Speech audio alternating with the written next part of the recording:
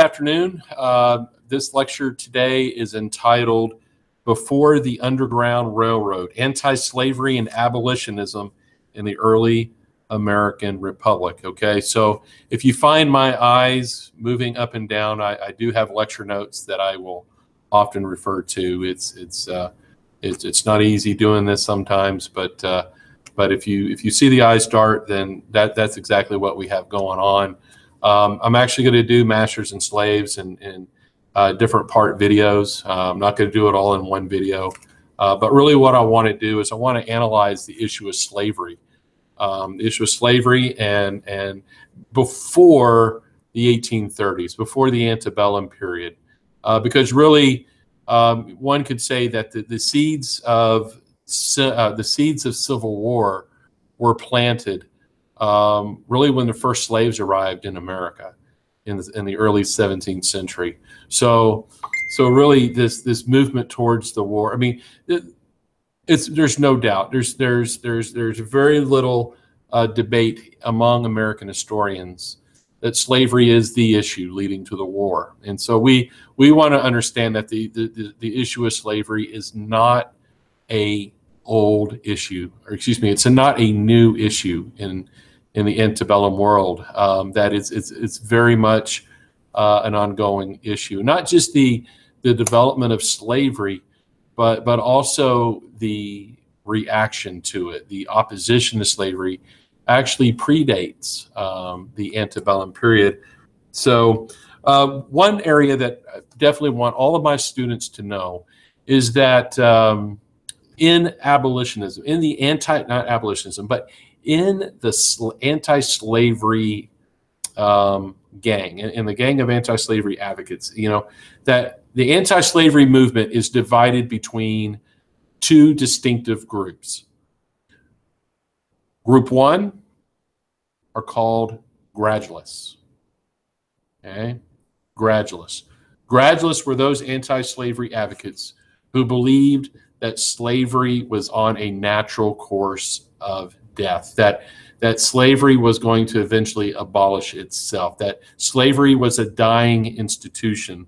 So rather than end slavery immediately, they favored phasing out slavery, getting rid of slavery over a long period of time, gradually. Okay, so if you were a gradualist, then that means, yes, you hate slavery, but you would prefer to see slavery die a long, slow, painful death.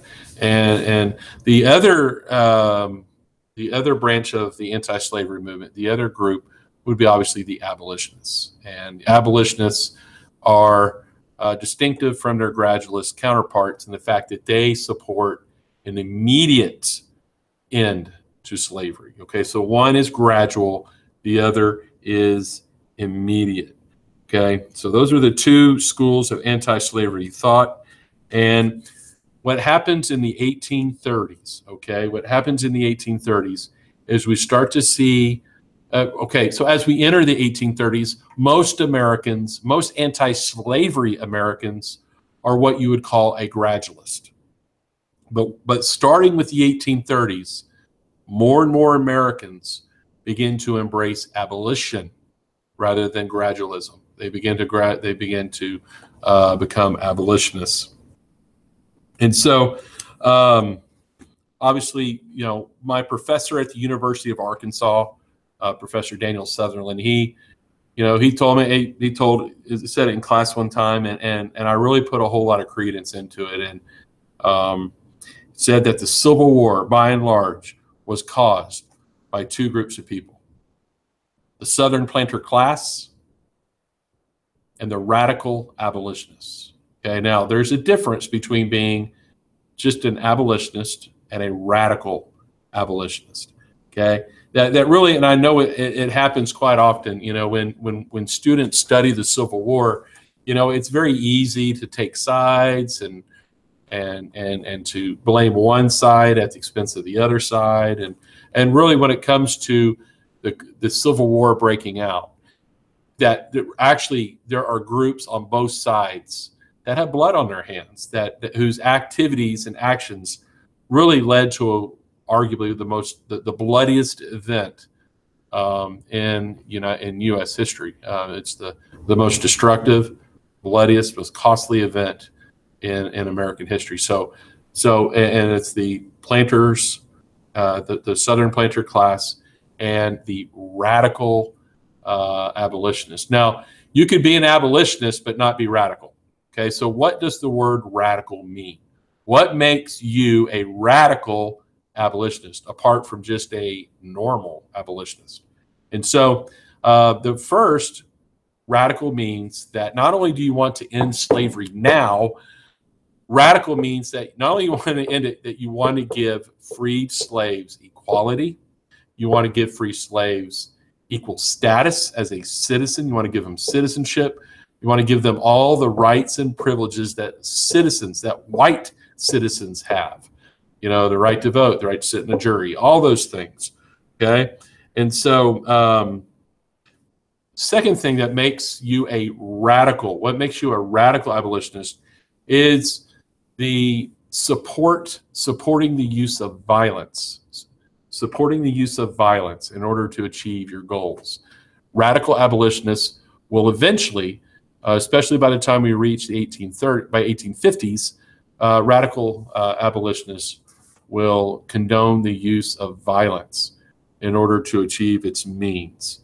Okay, and so, but prior to the 1850s and the fugitive slave law, abolitionists tried to play nice, but they will begin to endorse violent tactics in order to achieve their goals. So when we're talking about this transition from gradualism towards abolitionism, in which Americans are beginning to move across that spectrum, you know, that really one of the most important developments in antebellum America is the rise of abolitionism. That the fact that most Americans who were gradualists are going to give that up. Okay, so 1831 is a major turning point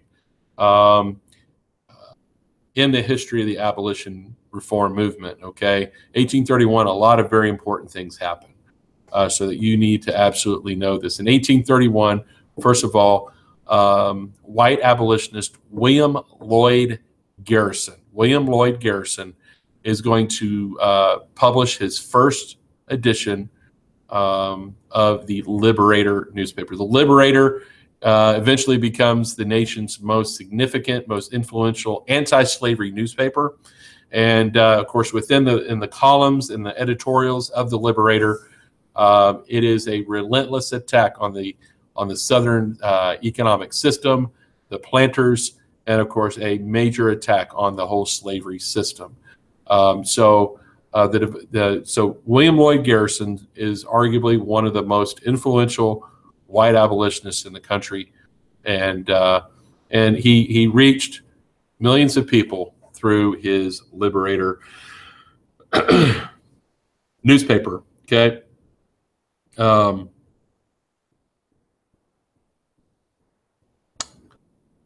Second, 1831, Nat Turner's Rebellion takes place. Okay, Nat Turner's Rebellion is the largest slave revolt in American history. Okay, and in the minds of many in the South, the first two were connected. That they connected, you know, William Lloyd Garrison's newspaper to this slave revolt. It was a bloody slave revolt. It happened in Southampton, Virginia, resulted in the death of over 60, mostly women and children. And anytime these slave revolts occur, Southerners tend to grow very paranoid. They become very anxious, filled with anxiety, and usually emancipation is very. It makes slave revolts make emancipation even more difficult in order to happen, because the South really begins. Southern planters really begin to strengthen their slave codes. Now, in class, you received a document, the Alabama Slave Codes, in 1833. So this is 2 years after Nat Turner. Okay, and you can see how strong the Alabama state slave codes were. Okay, so that's a good document to look at. But yeah, Nat Turner was a very important event.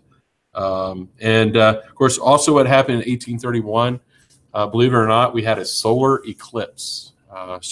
major total solar eclipse happened in 1831, and so the major belief in antebellum religion, the Second Great Awakening, is that is this belief of the return of Christ. They believe that the return of Christ was imminent, and when Jesus Christ returns, he's going to judge man for his sins.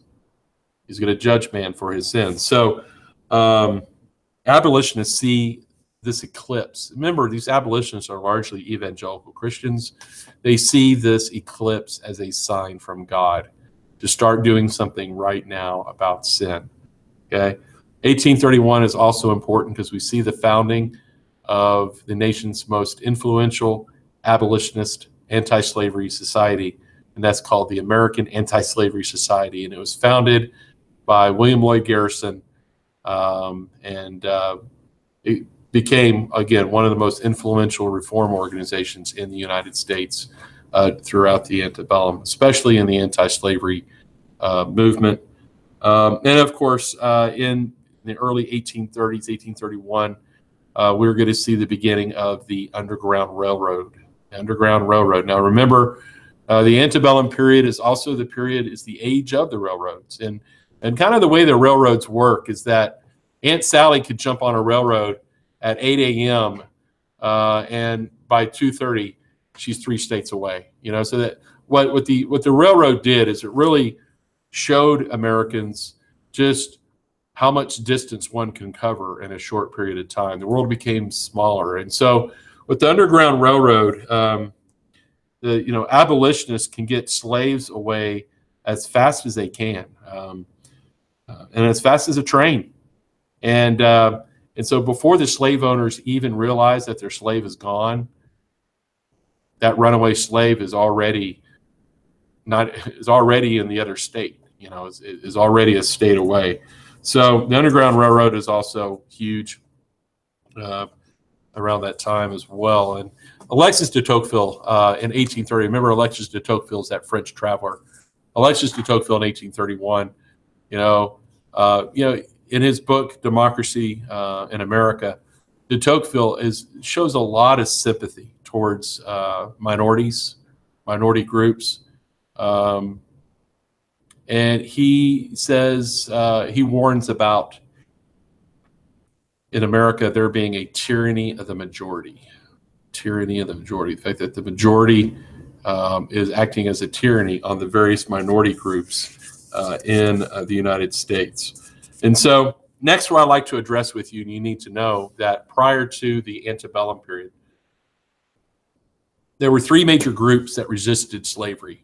Okay, so before we even had a William Lloyd Garrison, before we had a Frederick Douglass or an American Anti-Slavery Society, we had a long history, right? We had different groups who resisted slavery prior to the 1830s. The first group would be the slaves themselves. The slaves, since the very beginning, resisted their condition. Now, they did it in various ways. I mean, sometimes it was passive aggressive. They would intentionally work slow.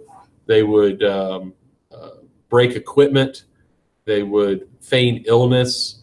But regardless, there were many different ways that the slaves would resist, that would kind of stick it to the man without really, running away or revolting violently against his master. So slaves had already been resisting. We had in 1739, which at that time was the largest slave revolt in colonial history, and it was called the Stono Rebellion, in which thousands of slaves revolted against their situation. And as they did it, they were crying liberty, and freedom, and so they were interested in that. Now it's in the 1730s. That's long before the United States was even a thing. But obviously, other examples of slave revolts, slave resistance. We saw it just to the south of the United States in Haiti, in the Haitian Revolution. At the turn of the century. And you got to understand that Southern planters, the slave owners in the South, they were very, they were ridden full of a lot of stress and anxiety about the Haitian Revolution. They feared that, of what might happen if their slaves learned of Toussaint Louverture's success in the Haitian Revolution. So ultimately, one question that historians ask is, was the Haitian Revolution a revolution or was it a slave revolt? And the answer is both. The Haitians, when they revolted against the French, what they were hoping to establish was a republic. They wanted freedom. They wanted democracy. So in that way, it was a revolution. But obviously, escaping slavery was a big draw as well. Now, the challenge to freeing slaves, or else many of these, like Jefferson and Washington, many of the founding fathers would have done it. But what really held that effort back was the fear of living in a biracial society. Excuse me. Living in a biracial society. You got to understand that the early 19th century, there was no such thing as a biracial society anywhere in the world. A biracial society did not exist. Okay. So, of course, America, we're the many of first. I mean, we've done a lot of things for the first, but that's not something the Americans wanted to do. And after the War of 1812, there were really serious thoughts about abolition. And there was a group called the American Colonization Society, who in 1819 purchased the freedom of almost 10,000 slaves, and then sought to resettle those slaves, those freed slaves, in West Africa. And so what was created by the American Colonization Society was the brand new republic, the brand new Western nation of Liberia. But ultimately, I think they figured out that resettling freed slaves in Africa would be too costly, too expensive. Logistics of the whole thing is just not, it's a logistical problem. And so it definitely fell through, So ultimately, the second group, okay, so the first group of slaves, the second group before the 1830s that rejected and resisted slavery were the Quakers, okay, were the Quakers. Now, originally, the original Quakers that came in had slaves. I mean, William Penn himself had slaves. And so ultimately, what brought about this change in Quaker ideology as it pertained to slavery. Goodness, sorry. Ah, that's 2 yawns. Shoot, man, it's not even 3:40 yet. Okay. So the Quakers, the way we think of the Quakers, they're kind of like the hippies of the colonial period. They called Native Americans their brothers and their sisters. They believed in Indian equality. The Quakers were amongst the first Americans to promote gender equality. But they had slaves.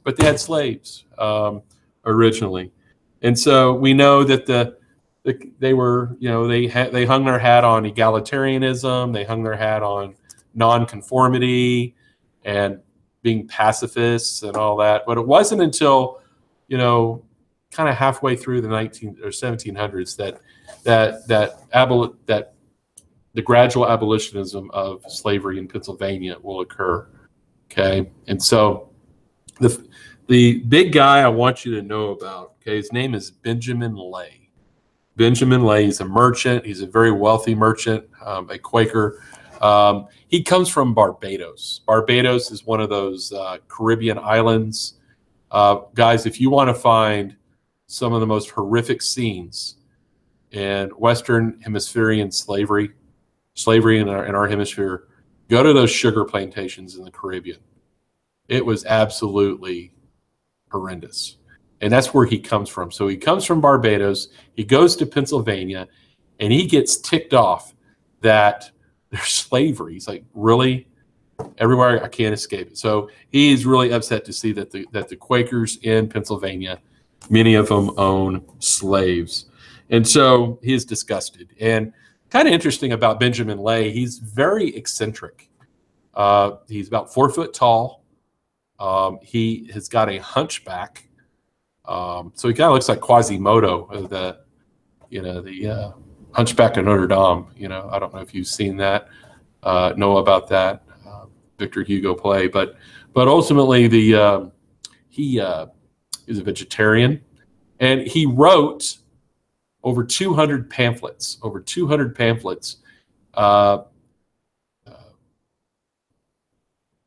Kind of griping about income inequality,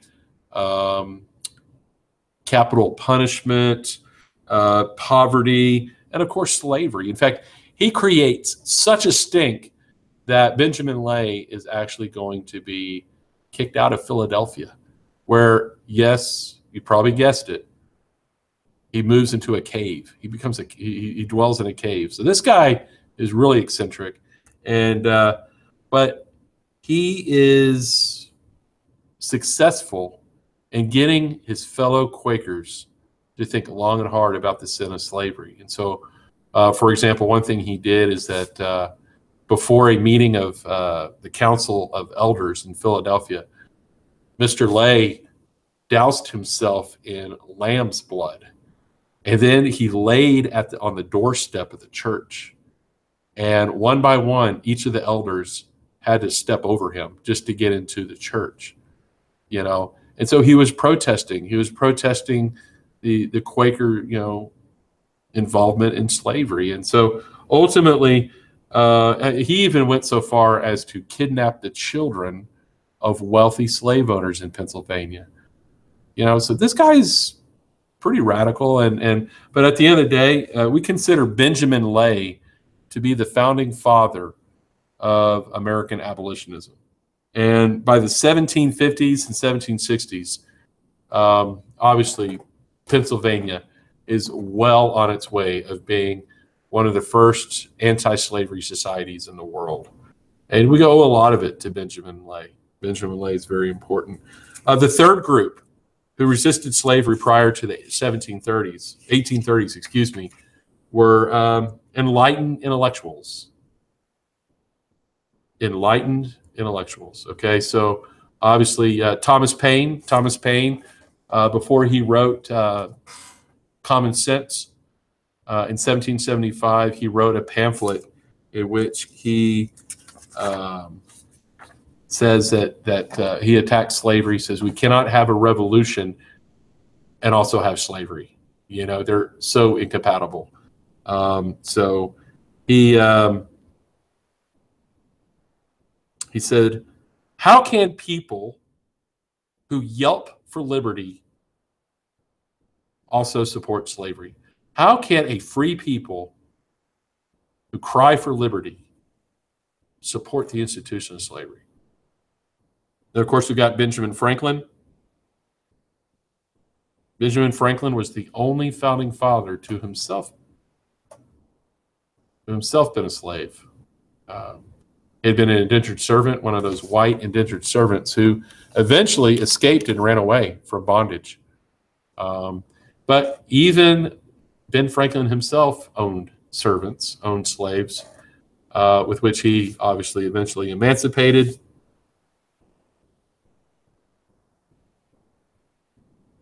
Benjamin Rush, the third guy, Benjamin Rush. Benjamin Rush is a Philadelphia doctor. That name sounds familiar if you read Founding Brothers. He's actually the Philadelphia doctor, signer of the Declaration of Independence. Benjamin Rush is the guy who brings Jefferson and Adams back together in the friendship. Okay, hopefully that sounds familiar. Hopefully that rings a few bells. But Benjamin Rush serviced the poor, believed in gender equality. He spent his entire medical career trying to, studying biology and trying to prove that there were no biological differences between whites and blacks, that there was no inferiority, there was no racial inferiority among color. That's really kind of cool, isn't it? Um, he The highlight of his involvement to abolish slavery can be a pamphlet that he wrote that appeared in Philadelphia, Boston, and New York in 1773. Um, and it was in this first of his many attacks on the social evils of the day. He not only attacked the slave trade, but the entire institution of slavery. Now, I've got to tell you that one of the most despicable aspects of slavery, and the whole institution stinks to high heaven, but the one aspect of slavery that was most, I mean, even slave owners themselves are like, God, dog, this sucks, is the slave trade. The Middle Passage, the African slave trade. It's the most inhumane aspect. And then later on, once the slave trade was over, the slave trade will be abolished in 1808. But but by the time, when the Atlantic slave trade was over, it didn't stop. The auctioning blocks, the buying and selling of human flesh, arguably is the most disgusting aspect of the entire institution of slavery. I don't know if if you've heard of this before, but the song "Amazing Grace," which obviously is very common in Christian churches. "Amazing Grace" was written by a sea captain of a slave ship, and of course, late in life, found Jesus, I guess, and was just overridden with guilt over his participation in the transatlantic slave trade. And so, I know when I listen to and I hear in church the words of "Amazing Grace," I mean, I can almost I can feel. I mean, I can hear the pain of that transatlantic slave trade. It was despicable. So, but Benjamin Rush was the president of the first abolition society in world history. First ever abolition society. It's founded in Pennsylvania, in Philadelphia, by Dr. Benjamin Rush. And he helped write and promote the country's first ever gradual emancipation law. So, Benjamin Rush, good kid. Okay. And of course, the last one of the enlightened intellectuals who challenged slavery prior to 1830 was Alexander Hamilton. Alexander Hamilton came from the same area that Benjamin Lay came from. He came from the island of Nevis in the Caribbean. He experienced slavery. He saw the worst of slavery firsthand on those sugar plantations. Came to New York City, and once he became established, Hamilton will establish a significant, one of the largest abolition groups in New York. Kind of interesting. By 1790, there are more slaves in New York City than there are in Richmond, Virginia. And Richmond, Virginia is the capital of the state that has the most slaves of any. So, guys, understand, slavery is everywhere. Slavery is in the West. Slavery is in New England. Slavery is in the Deep South. Okay? And wherever you find slavery, you find people opposed to it. And so Hamilton, by 1799, New York will pass a general emancipation law freeing the slaves in New York. And so, Alexander Hamilton had a big part of that, big part in doing that. So, of course, after the Revolution, northern states slowly abolish slavery, begin to help escape slaves, runaway slaves. I mean, frankly, a lot of the slaves left whenever many of the loyalists, a lot of the British fled the country.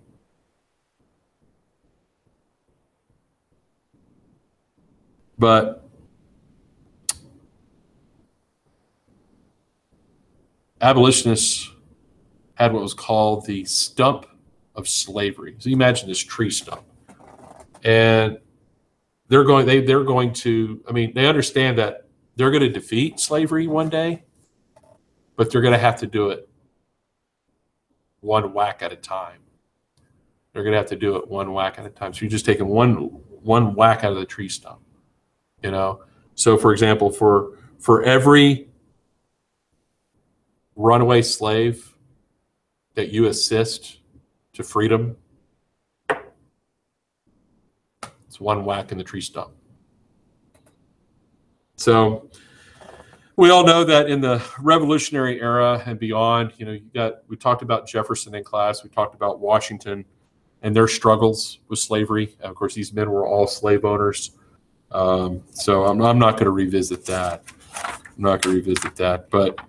But slavery, where do we find slavery in our founding documents? So obviously the Declaration of Independence. Let's talk about the Declaration. Where in the Declaration is slavery mentioned?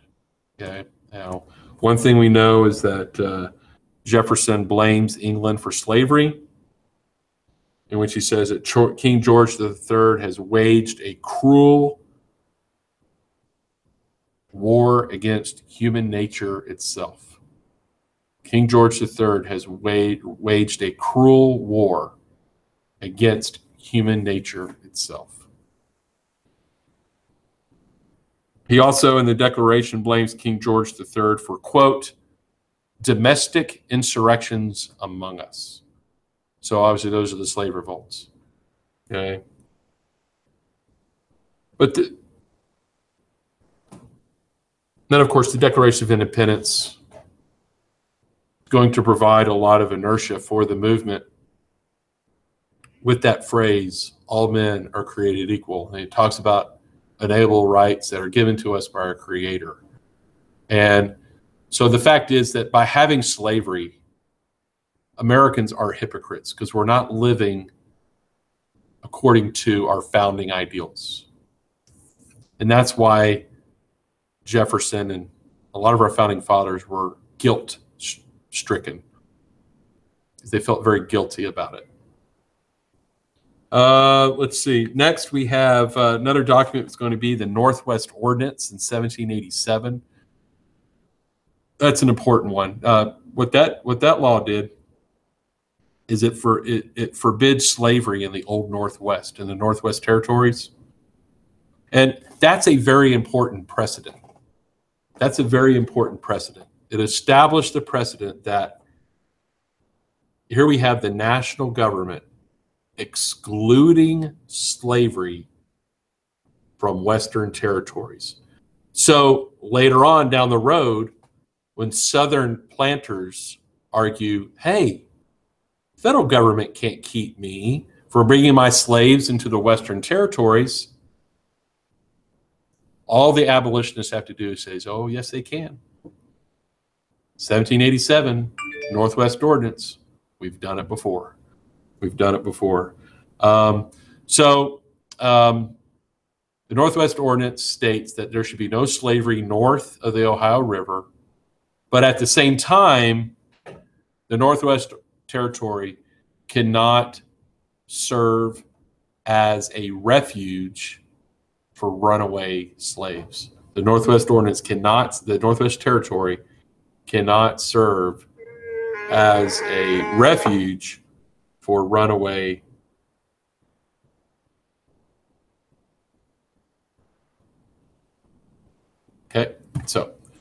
Okay, let's go on.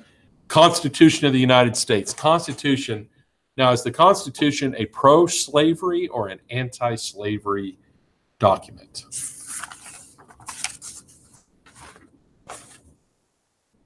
Okay. Yes, slave trade is outlawed. Yes, the Constitution does not rule out a multiracial society. Okay. But in many ways, the Constitution is a pro-slavery document as it was written, because slavery under the original Constitution, slavery was legal. Slave owners had a Fifth Amendment right to own personal property, private property. That under the Fifth Amendment, government cannot deprive you of your property without due process. Okay, so there it is. Also, the Constitution gives power to the slave states through the Three-Fifths Compromise. You know, Frederick Douglass said that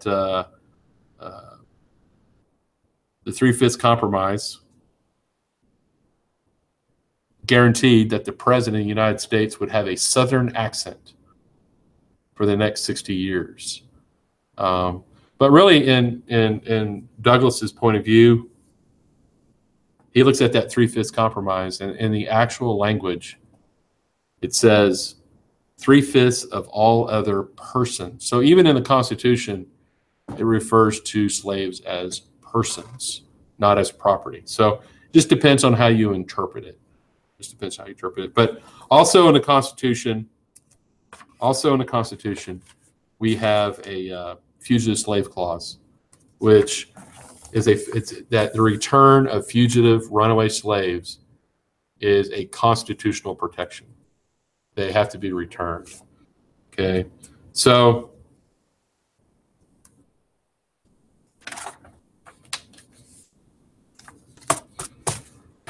that's going to be the end of this part. This is part one, the antebellum South before 1830s, and looking at abolitionism and slavery and the opposition to the institution. So I'm going to go ahead and stop this, and I will look for number two, video number two, which will get into abolitionism during the antebellum period. Okay, so salut, we'll see you later. Bye.